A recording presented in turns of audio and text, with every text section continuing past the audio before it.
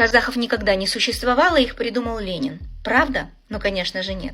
Казахи – древнейший этнос, у которого на протяжении веков было много разных имен. И одно из самых древних – Саки. Саки – наше корневое имя, подтвержденное археологами, генетиками, историками, учеными.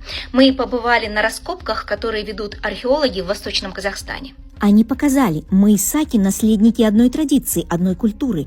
Ученые шутят, после всех этих находок кажется, будто нас с Саками разделяют не 28 веков, а всего 28 лет. Настолько все похоже: одежда, украшения, быт, обряды.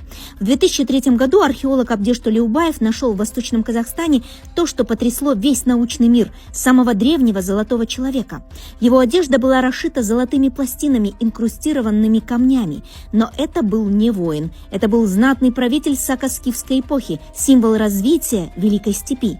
Он жил на 400 лет раньше, чем иссыкский золотой воин. Именно он доказал, здесь, на земле Казахстана, зарождалась культура, ставшая основой тюркской цивилизации. И шелектинский золотой человек – это не просто находка, это голос предков, дошедший сквозь тысячелетия до нас.